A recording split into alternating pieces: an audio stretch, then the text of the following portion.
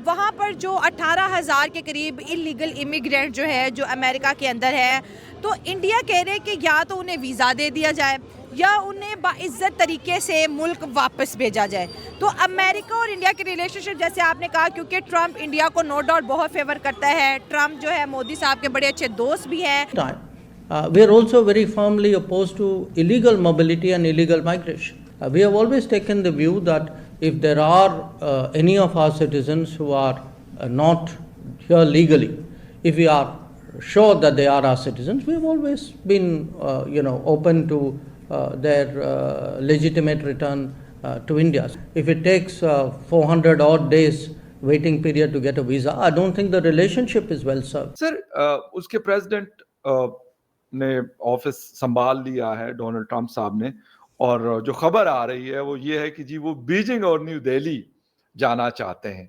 मतलब अगर देखा जाए तो हैरानगी है। वो ये नहीं कहते कि जी उन्होंने लंदन जाना है, जी यूके का विजिट करना है, या उन्होंने जिसे कहते हैं कि बर्लिन जाना है, या किसी और ब्रसल्स जाना है, बट या पेरिस जाना है। वो कह रहे हैं कि जी उन्होंने दिल्ली और बीजिंग जाना है। जब ट्रंप ओथ ले रहे थे तो उनके इर्द गिर्द सिर्फ और सिर्फ जो है या तो अमेरिकन नज़र आ रहे थे या फिर इंडियन नज़र आ रहे थे। अगर हम साउथ एशिया की बात करें तो इस सेरेमनी में से सिर्फ और सिर्फ जो है इंडिया को पूरे साउथ एशिया में इनवाइट किया गया। डॉक्टर एस जयशंकर की बात करें तो वो बहुत ज़्यादा वहाँ पर हाईलाइट नज़र आए। उन्होंने जी 1 घंटे के अंदर अंदर जो है ट्रंप की गवर्नमेंट के साथ मीटिंग भी की और इसके साथ साथ इंडो पैसिफिक के ऊपर बात की, मिलिट्री कोऑपरेशन के ऊपर बात की। दूसरी जानिब पाकिस्तान की बात करें तो इस सेरेमनी में पाकिस्तान से कोई भी इनवाइटेड नहीं था। डॉक्टर एस जयशंकर इंडिया के फॉरेन मिनिस्टर हैं, इंडिया को हर फोरम के ऊपर बहुत ज़बरदस्त तरीके से जी रिप्रेजेंट करते हुए दिखाई दे रहे हैं। और ट्रंप वापस आए। 2.0 की बात करें तो इंडिया को बिल्कुल ऐसी प्रोटोकॉल अमेरिका की तानिब से मिल रहा है जिस तरह से इसराइल को मिलता है। आप सभी दर्शकों को मेरा प्रणाम। भारत मंथन चैनल में आपका स्वागत है। आज की बड़ी खबर एस जयशंकर के सख्त रुख से जुड़ी है। उन्होंने अमेरिका से 18,000 भारतीय अवैध प्रवासियों के लिए कहा है कि या तो उन्हें वीज़ा दें या सम्मान के साथ भारत लौटाएं। इस बयान ने पाकिस्तान में हलचल मचा दी है, जहां भारत की स्पष्ट विदेश नीति पर बहस जारी है। इस बीच डोनाल्ड ट्रंप ने राष्ट्रपति की शपथ ग्रहण करने के बाद कहा है कि वह शपथ ग्रहण के 100 दिनों के भीतर भारत यात्रा करना चाहेंगे। इस मुद्दे पर आपकी क्या राय है? पहले इंडिया को बहुत ज़्यादा फेवर कर रहे थे और इलेक्ट होने के बाद कहा जा रहा है कि 100 दिनों के अंदर अंदर जो है ट्रंप अपना पहला विजिट जो है इंडिया में करने जा रहे हैं। एस जयशंकर का वहाँ पे एज अ चीफ गेस्ट, आप ये कह लें कि एज अ गेस्ट जो इनविटेशन वहाँ पे जाना, वो इंडिया के लिए एक बहुत बड़ी अचीवमेंट थी। उसके बाद आप ये देखें कि कैबिनेट जिसने अभी ओथ लिया था, कैबिनेट के ओथ लेने के बाद उनके फॉरेन मिनिस्टर के साथ पहली मीटिंग जो है सबसे पहले जिस फॉरेन मिनिस्टर ने किया वो एस जयशंकर। बड़ी इंपॉर्टेंट, बड़ी इंपॉर्टेंट। आपने कहा कि मुझे डॉक्टर एस जयशंकर बहुत पसंद है, तो मैं आपसे वजह पूछ सकती हूँ कि आपकी इतने मोस्ट फेवरेट क्यों हैं? देखें, वजह उसकी ये है कि एक तो वो डेमोक्रेट है, दूसरी बात ये है कि उनकी किसी किस्म की ना उसकी पूरी आप उनकी लाइफ स्टडी कर लें, किसी किस्म की कंट्रोवर्सी नहीं है। हालांकि उनकी बेगम जो है वो चाइना से हैं, लेकिन कहीं पे भी उसकी कोई कंट्रोवर्सी आप ये कह लें कि डिफेंस के लिहाज से या इंडिया में कोई बंदा जो है ना एस जयशंकर के बारे में ये नहीं कह सकता कि इसकी नीयत पे कोई बंदा जो है वो क्वेश्चन मार्क कोई भी रेज नहीं कर सकता पूरे इंडिया में। ये सारे मामला है जिसकी वजह से, और उन्होंने ये देखें कि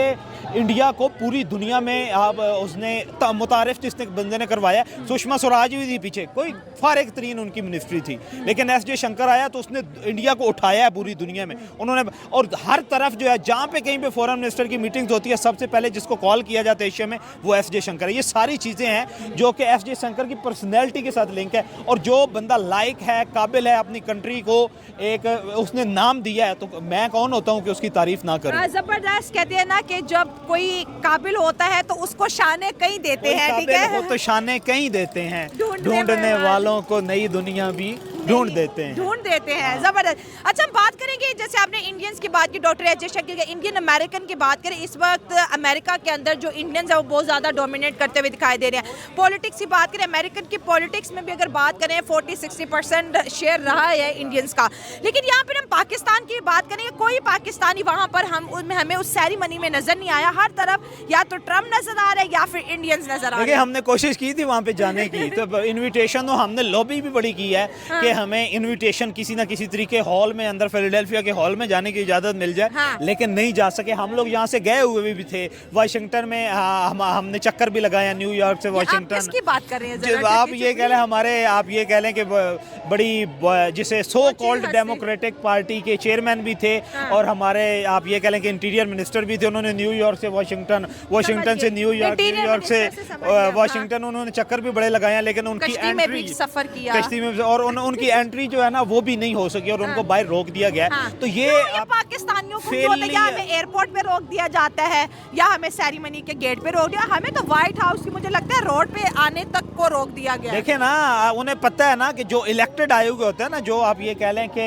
अवामी नुमाइंदे होते हैं, पीपल इलेक्टेड लोग होते हैं, उनकी इज्जत भी की जाती है, ठीक है। तो ये और जो आपने अपनी हालत कर दी इंटरनली, खासकर पिछले 3 सालों में, तो आपको कोई बंदा जो मुंह लगाने को तैयार नहीं है। और दूसरी बात ये है कि और बहुत सारे इल्ज़ामात हैं जो कि, और जो ओवरसीज़ पाकिस्तानी हैं जो उन्होंने लॉबिंग की हुई है हमारी हुकूमत के खिलाफ, ये सारे मामलात हैं। और एक लो लेवल के और एक फेलियर आप ये कह लें कि फॉरेन पॉलिसी की वजह से हमें ये तो ये आप ये कह लें कि, और इंडिया की आप ये कह लें कि जो इसराइल के बाद अब जो सेकंड यूएस का जो दोस्त होगा ना, वो इंडिया होगा। और इसकी सारी का सारा क्रेडिट जो एस जयशंकर को एक जाता और अहम बात मैं आपसे पूछूंगी यहाँ पर कि हमने ये भी देखा है कि वहाँ पर जो 18,000 के करीब इलीगल इमिग्रेंट जो है जो अमेरिका के अंदर है, तो इंडिया कह रहे हैं कि या तो उन्हें वीज़ा दे दिया जाए या उन्हें बाइज्जत तरीके से मुल्क वापस भेजा जाए।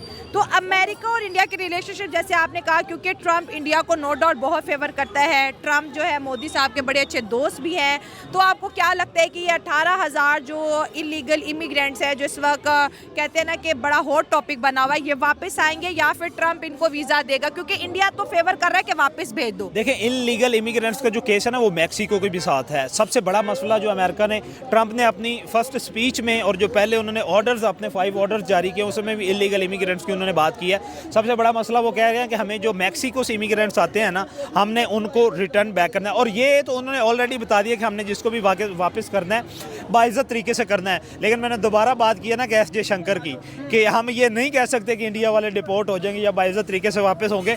मुझे लगता है कि एस जयशंकर जो कोई ना कोई दरमियानी रास्ता निकाल लेंगे। और मुझे 70 to 80% इस बात पे मैं बिलीव करता हूँ कि ये जिन 18,000 लोगों के बारे में आप ये कह लें कि अमेरिकन गवर्नमेंट बात कर रही है, ट्रंप गवर्नमेंट बात कर रही है कि एस जयशंकर अपनी डिप्लोमेटिक पॉलिसी के ज़रिए उन्हें किसी ना किसी तरीके से अमेरिका में एडजस्ट कराने में कामयाब हो जाएंगे। ये मैं 70 to 80% पे मैं इस पे जो है ना वो अफर्म दूँ 80% जो है, क्योंकि जो बायलैटरल रिलेशनशिप है इंडिया और अमेरिका के बड़े आउट क्लास है। डॉक्टर साहब, अगर बात कर ले अमेरिका की, इस वक्त भी जब मैं और आप बात कर रहे हैं तो America is a sole super power या कह दे, लेकिन सुपर पावर की पोजीशन पे काफी हद तक मौजूद है। सोल तो अब नहीं कहना चाहिए, लेकिन मौजूद है।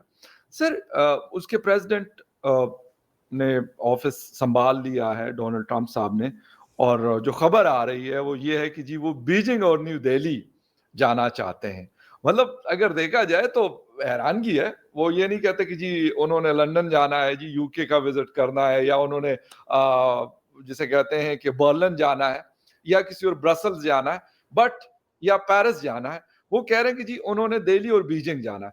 सर, थोड़ा सा ये बताइएगा कि क्या डेवलपमेंट हो सकती है इन फ्यूचर, और इस दौरे का मकसद क्या हो सकता है डोनाल्ड ट्रंप साहब को? वैसे तो अमेरिकन प्रेसिडेंट चाइना भी जाते हैं और इंडिया भी, जितने भी प्रेसिडेंट गुजरे हैं तकरीबन विजिट करते हैं। हाँ मेरे ख्याल से चाइना तो बहुत दिनों से कोई अमेरिकन प्रेसिडेंट नहीं गया होगा।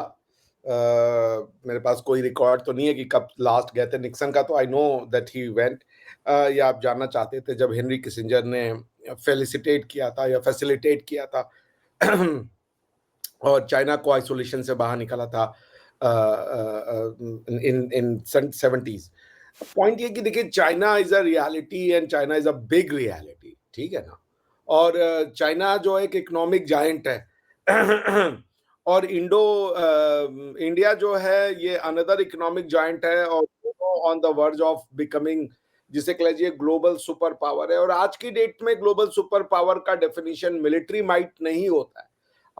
कहते हैं कि हम कोई ग्लोबल सुपर पावर है तो इसका ये मतलब होता है कि you are economic super power, you are technological superpower, you are science superpower, you are research and development superpower, that's what knowledge superpower को आज की डेट में दो रियल सुपर पावर कहते हैं।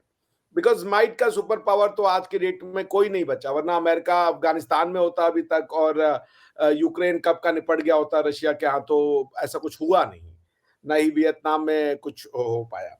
तो आज की डेट में सुपर पावर का डेफिनेशन है economic might, scientific might, technical might, research and development का माइट, और यही सब चीजें हैं जिनको कंसीडर किया जाता है। इनको देखते हुए आज की डेट में इंडिया और चाइना बहुत तेजी से बढ़ती हुई इकोनॉमी है। और डोनाल्ड ट्रंप साहब का जो इलेक्शन प्लेटफॉर्म था, उन्होंने कहा था कि हम दुनिया में जो कॉन्फ्लिक्ट्स है उनको रिड्यूस करेंगे। अब वो जब वो कहे कि हम कॉन्फ्लिक्ट रिड्यूस करेंगे, तो इसका ये मतलब निकालना कि सिर्फ हम आर्म कॉन्फ्लिक्ट में ही नहीं जाएंगे और बाकी तरह के कॉन्फ्लिक्ट को हम नहीं नहीं छेड़ेंगे, ये मतलब नहीं था उनका। ये मतलब था कि we will try to make the world a better place. एक दूसरे को जितना समझ सकते हैं उतना समझें, रियलिटीज को जितना हम समझ सकते हैं उतना समझें, और फिर सारी जो इस ब्रह्मांड में या इस दुनिया में या इस विश्व में जितने भी देश हैं, सब मिलकर के काम करें मानवता, क्योंकि अल्टीमेटली बेनिफिशियरी तो मानवता ही होनी है ना।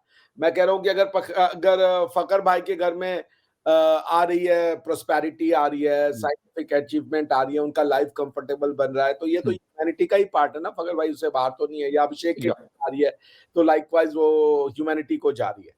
तो आई थिंक उसको देखते हुए एक बहुत इंपॉर्टेंट इनिशिएटिव होगा अगर वो चाइना जाते हैं अपने फर्स्ट विजिट में। उसके बाद वो, चूंकि इंडिया जो है वो क्वाड ऑर्गेनाइज करेगा इस साल, तो क्वाड की मीटिंग में उनका आना बनता है उस हिसाब से। तो वो ये भी हो सकता है कि क्वाड को देखते हुए और दूसरी चीजों को देखते हुए वो विजिट करना चाह रहे हैं, क्योंकि ये दोनों ट्रेड के लिए बहुत नेसेसरी हैं ट्रम्प साहब के।